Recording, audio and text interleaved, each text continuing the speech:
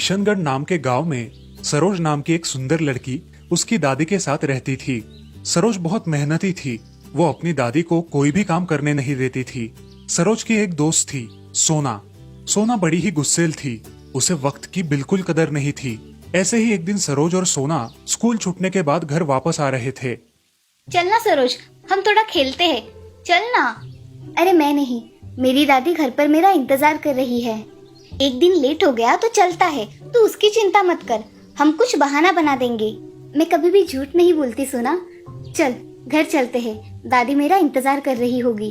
रुकना सरोज, आज के दिन कुछ भी बोल देना मेरे लिए। सरोज को सोना के खातिर रुकना पड़ा, मगर वो मन ही मन बहुत घबरा गई थी, क्योंकि वो अपनी दादी से कभी झूठ नहीं बोलती थी। बहुत देर तक खेलने के बाद सरोज और सोना घर के लिए निकलते हैं। घर आते आते बहुत अंधेरा हो गया।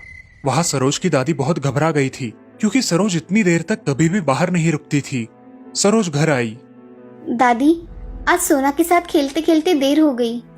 मेरी बच्ची, बताकर जाना चाहिए था ना घर में। मुझे कितनी चिंता हो रही थी, पता है तुम्हें? सरोज थोड़ी शर्मिंदा हो गई। उसका ये बदला हुआ स्वभाव देखकर दादी थोड़ी चिंता में पड़ गई, मगर दादी ने उसे ज्यादा कुछ कहा नहीं। दोनों भी खाना खाकर सो गई। अगले दिन सुबह ही उठकर सरोज ने घर के सारे काम निपटा लिए और स्कूल जाने की तैयारी करने लगी। मेरी बच्ची, तुम्हें पता है ना कि तुम घर पर जल्दी नहीं आती तो मेरा ध्यान नहीं लगता। हाँ दादी, पता है। आज से मैं स्कूल से जल्दी घर आ जाया करूंगी। अच्छा ठीक है बेटी, अब जाओ। सरोज सोना के साथ स्कूल के लिए निकल जाती है। शाम को स्कूल खत्म होने के बाद आज के दिन भी सोना सरोज को ज्यादा देर तक खेलने के लिए आग्रह करती है। आज भी चलोगी ना सरोज? बहुत मजा आया था ना कल खेलने में? हाँ, कल बहुत मजा आया था, मगर मेरी दादी घर पर इंतजार कर रही थी। आज मैंने उनसे वादा किया है कि आज मैं जल्दी आऊंगी। कल तुम्हारी दादी तुम्हें चिल्लाई क्या? नहीं, मेरी दादी कभी मुझे चिल्लाती नहीं है। वो मुझसे हमेशा प्यार से बात करती है। तो फिर आज भी कुछ नहीं होगा। तुम्हारी दादी आज भी कुछ नहीं बोलेगी। चलो खेलते हैं। दोनों खेलने में इतनी व्यस्त हो गई कि उन्हें समय का पता ही नहीं चला। ऐसा ही बहुत दिनों तक चलता रहा। सरोज हर रोज घर देर से जाने लगी। दादी को इस बात की चिंता होने लगी थी, लेकिन दादी ने सरोज से कुछ नहीं कहा। दादी ने सरोज को छूट देकर रखी थी। ऐसे ही एक दिन, बेटा सरोज, कल तुम्हारा जन्मदिन है, कल तो समय पर आ जाओगी ना? हाँ दादी, कल मैं जल्दी आऊंगी। कल मैं तुम्हारे लिए एक तोहफा लाने वाली हूँ जो तुम्हें बहुत पसंद आएगा। क्या तोहफा लाने वाली हो दादी आप मेरे लिए? वो तुम्हें कल ही मिलेगा, आज नहीं। अब तुम खाना खाकर सो जाओ। दादी और सरोज खाना खाकर सो गई। अगले दिन सरोज नए कपड़े पहनकर स्कूल गई और शाम होने का इंतजार करने लगी। शाम हो जाने के बाद सरोज और सोना स्कूल से बाहर आई। सरोज, जन्मदिन की बहुत सारी शुभकामनाएं। धन्यवाद सोना, मगर आज हम नहीं खेल सकते क्योंकि दादी ने मुझे आज जल्दी बुलाया है।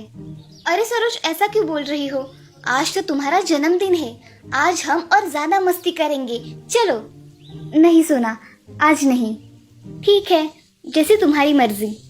उस दिन सरोज और सोना सही वक्त पर घर गई। सरोज को जल्दी घर आया देख दादी बहुत खुश हो गई। आओ मेरी बच्ची, आज जल्दी आ गई। हाँ दादी, आप मुझे कुछ अच्छा तोहफा देने वाली थी ना? क्या है वो तोहफा? बताइए ना मुझे। हाँ बताऊंगी ना, थोड़ा सब्र करो मेरी बच्ची। सरोज के जन्मदिन के मौके पर दादी उनके पहचान वाले सभी लोगों को खाने की दावत देती है। उन सबको घर में देखकर सरोज बहुत खुश हो गई। दादी ने सरोज के लिए बहुत बड़ा केक बनाकर लाया था। सरोज का बर्थडे धूमधाम से मनाया गया। सरोज, तुम्हें आज मैं क्या देने वाली थी, इसकी बहुत उत्सुकता थी ना? ये लो तुम्हारा गिफ्ट। इसमें क्या है दादी? खोल कर देखो। दादी, ये तो बहुत सुंदर है। ये आपने मेरे लिए लाई है? हाँ बच्ची, ये तुम्हारे लिए ही है। ये मेरी माँ ने मुझे दी थी और आज मैं तुम्हें दे रही हूँ। सच में दादी, ये बहुत ही सुंदर तोहफा है। इसकी खासियत तुम्हें बाद में पता चलेगी। अगली सुबह सरोज अपने काम खत्म करके ऐसे ही अपना समय जाया करने लगी और तभी अचानक, ये क्या हो रहा है? ये घड़ी से इतने जोर से आवाज कहाँ से आ रही है? अरे, ये तुम्हें समय का कैसे सही इस्तेमाल करना है ये सिखाएगी। अब इसे बंद कैसे करूँ? जब भी तुम तुम्हारा आलस छोड़कर काम करने लगोगी तब ये घड़ी बजना बंद हो जाएगी। अब जाओ, तुम्हें स्कूल जाने के लिए देर हो रही है। ये सब सुनकर सरोज हक्का बक्का रह गई और जल्दी जल्दी स्कूल जाने की तैयारी करने लगी। अरे, मैं मेरे काम सही समय से करूँ तो ये घड़ी आवाज नहीं करती है। जाने दो, स्कूल हो जाने के बाद मैं इसे निकाल डालूंगी। उस दिन स्कूल छूटने के बाद सोना और सरोज एक जगह पर बैठकर गप्पे मारने लगी। ये सब देखकर वो घड़ी जोर जोर से बजने लगी। सरोज ने उस घड़ी को निकालने की बहुत कोशिश की, मगर वो उसे नहीं निकाल पाई। आखिर मजबूरी में आकर सरोज वहाँ से उठकर घर चली गई। मैं ये घड़ी निकालकर रास्ते में फेंक दूंगी और सारी झंझट ही खत्म। घर जाते ही उस घड़ी की आवाज बंद हो गई। अब ऐसा ही पूरा महीना चलता रहा। जब भी सरोज अपना वक्त जाया करती, वो घड़ी बजने लगती और सरोज उसे रोक नहीं पाती। अगले दिन स्कूल छूटने के बाद घर आते समय रास्ते में ही खड़ी होकर सरोज उस घड़ी को निकालने की कोशिश करने लगती है। उसके तमाम कोशिशों के बावजूद भी वो घड़ी उसके गले से नहीं निकलती। बहुत खींचने के कारण उसके गले पर निशान बन जाते हैं। बेचारी सरोज निराश होकर घर चली आती है और अपने दादी से कहती है, दादी, मुझे ये घड़ी निकालनी है, क्या आप मुझे निकाल के दोगी? बेटा, ये घड़ी जादुई घड़ी है। ये अगर किसी को वक्त की कीमत ना हो तो उसे वक्त की पाबंद बना देती है। तुम्हारी ये दादी भी तुम्हारी तरह बहुत खेलकूद किया करती थी, मगर मुझे पता ही नहीं चलता था कि मेरी वजह से घर के सारे सदस्यों को तकलीफ हो सकती है। इसी वजह से मेरी माँ ने मुझे वक्त की कीमत समझाने के लिए ये घड़ी दी थी, और आज मैंने तुम्हें ये घड़ी देकर वक्त की कीमत और वक्त का सही इस्तेमाल करना सिखाया है। दादी, आज के बाद मैं वक्त का सही इस्तेमाल करूंगी और हमेशा वक्त की कदर करूंगी। ये सुनकर दादी बहुत खुश हो गई। अब सरोज को अपने वक्त की कीमत पता चल गई। उसने बेवजह वक्त जाया करना बंद कर दिया, अपने वक्त का सही इस्तेमाल करने लगी और एक जिम्मेदार और होशियार लड़की बन गई। उस जादुई घड़ी ने उसके जीवन में परिवर्तन लाया। इस कहानी से हमें ये सीख मिलती है कि हमें हमेशा वक्त की कदर करनी चाहिए, क्योंकि जो लोग वक्त की कदर करते हैं, वक्त उनकी कदर करता है। रामपुर नाम के शहर में राधा और श्याम नाम के पति पत्नी रहते थे। दोनों ही बड़े नेकदिल और मेहनती थे। दोनों की शादी को कई साल हो गए थे, लेकिन उनको कोई संतान नहीं थी। बस इसी बात का दुख दोनों को हमेशा लगा रहता था। ऐसे ही एक दिन शाम काम से घर लौटा। अजी, सुनते हो, क्यों ना हम किसी अनाथालय से बच्चे को गोद ले ले। हमारे पास भगवान की कृपा से सब कुछ है, मगर हम बच्चा गोद लेंगे तो किसी बच्चे को माँ बाप मिल जाएंगे और हमें भी बच्चे का प्यार मिल जाएगा। हमारा परिवार पूरा हो जाएगा। हम उसे बहुत प्यार करेंगे, कभी किसी चीज की कमी नहीं होने देंगे। भाग्यवान, तुमने तो बिल्कुल मेरे मन की बात छीन ली। मैं भी कुछ दिनों से यही सोच रहा था। मैं कल ही अनाथालय जाकर बात करता हूँ। शाम दूसरी ही सुबह जल्दी उठकर अनाथालय के लिए निकल पड़ा। वहां जाकर वहां के अधिकारियों से बातें करने लगा और तभी उसकी नजर वहां एक बेंच पर बैठे बच्चे पर पड़ी। शाम को वो बच्चा बहुत प्यारा लगा, जैसे कि वो उसका खुद का बच्चा हो। सर, ये बच्चा कौन है जो सामने बेंच पर बैठा है? मुझे इसी बच्चे को गोद लेना है। इसे तो देखकर ही मुझे लगाव हो गया है। श्याम जी, जो भी लोग ये बच्चा गोद लेने आते हैं, पहले तो सब यही कहते हैं, लेकिन जब उनको सूरज के विकलांगता के बारे में पता चलता है, तब इसे कोई गोद नहीं लेता। ऐसे कैसे हो सकता है? इतना प्यारा बच्चा है, कोई ऐसे क्यों करेगा? श्याम जी, क्योंकि ये बच्चा एक पैर से चल नहीं सकता, ये अपाहिज है, इसीलिए बेचारे को कोई गोद नहीं लेता। श्याम उस बेंच पर बैठे सूरज के पास गया, उससे कुछ देर बातें की और बातें करने के बाद उसे चॉकलेट देकर वहां से अपने घर निकल गया। क्या हुआ जी, आज बड़ी देर कर दी घर आने में? कब से आपकी राह देख रही हूँ। अरे भाग्यवान, मैंने कल कहा था ना कि मैं अनाथालय होकर आऊंगा, इसीलिए थोड़ी देर हो गई आने में। राधा ये बात सुनकर बहुत खुश हो जाती है। अजी, बताओ ना जल्दी, क्या हुआ वहाँ जाकर? आपको कोई बच्चा पसंद आया? मुझे तो ऐसा लग रहा है कि कल सुबह जाकर ही बच्चे को घर लेकर आऊं। अरे हाँ हाँ भाग्यवान, पहले मेरी बात तो सुन लो। श्याम राधा को अनाथालय में हुई सारी बातें विस्तार से बताता है और भावुक हो जाता है। श्याम को सूरज से बहुत लगाव हो गया था। ये बात राधा समझ गई। अजी, तो क्या हुआ? अगर हम दोनों की कोई संतान होती और अपने बच्चे के साथ ऐसा होता, तो क्या हम उसका पालन पोषण नहीं करते? मैं कुछ नहीं सुनने वाली। हम कल सुबह जाकर ही सूरज को घर लेकर आते हैं। राधा की बात सुनकर श्याम बहुत खुश हो जाता है। तुम सच में बहुत अच्छी माँ बनोगी।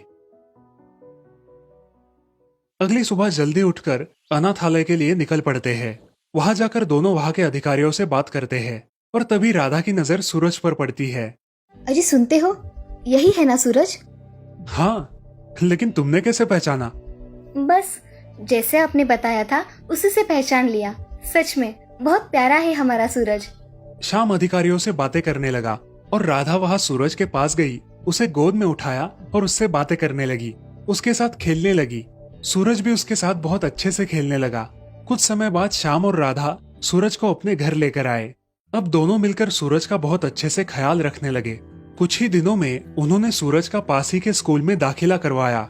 छुट्टी के दिन दोनों उसे पार्क में खेलने के लिए लेकर जाने लगे। सब कुछ एकदम अच्छे से चलने लगा। ऐसे ही एक दिन राधा ने श्याम से कहा, अजय सुनते हो, हमें सूरज को किसी अच्छे हॉस्पिटल में लेकर जाना चाहिए। सूरज जब भी दूसरे बच्चों को भागते दौड़ते देखता है तो वो निराश हो जाता है। उसे भी दौड़ने का मन होता होगा। मुझे अनाथालय के अधिकारियों ने कहा था कि सूरज का पैर ठीक होने की संभावना बहुत कम है। फिर भी हम उसे एक बार किसी अच्छे अस्पताल में लेकर जाएंगे। अगले दिन सूरज स्कूल जाता है। स्कूल में कुछ लड़के उसकी विकलांगता का मजाक उड़ाते हैं, उसे धक्का देते हैं। सूरज जमीन पर गिर जाता है। वैसे ही रोते रोते वो स्कूल के बाहर जाता है और एक पेड़ के नीचे बैठ जाता है। बाकी बच्चों को उछलता कूदता देखकर वो मन ही मन टूट जाता है। तभी अचानक उसे किसी कबूतर के फड़फड़ाने की आवाज आती है। अरे, ये कबूतर तो यहाँ फंस गया है। मुझे इसे निकालना होगा, नहीं तो ये मर जाएगा। सूरज उस कबूतर को आराम से निकालता है, उसे पानी पिलाता है और उसे छोड़ देता है। लेकिन वो कबूतर कोई आम कबूतर नहीं था। वो कबूतर सूरज से बात करने लगा। दोस्त, मैं एक जादुई कबूतर हूँ। तुमने मेरी जान बचाई। मैं तुम्हारी कोई मदद करना चाहता हूँ। बोलो, तुम्हें क्या चाहिए? जादुई कबूतर, मुझे आपसे कुछ नहीं चाहिए। बस मेरा कोई दोस्त नहीं है। क्या आप मुझसे दोस्ती करोगे? कबूतर सूरज का साफ मन देखकर प्रसन्न हो जाता है और उसे कहता है, दोस्त, ये लो, ये जूते हैं। ये कोई आम जूते नहीं है। ये जादुई जूते हैं, जादुई जूते। इन्हें पहनकर तुम चल सकते हो, दौड़ सकते हो और जितनी चाहे उतनी उछल कूद कर सकते हो। और हाँ, ये तुमसे कभी अलग भी नहीं होंगे। इन्हें पहनने के बाद तुम्हें कोई चिढ़ाएगा भी नहीं।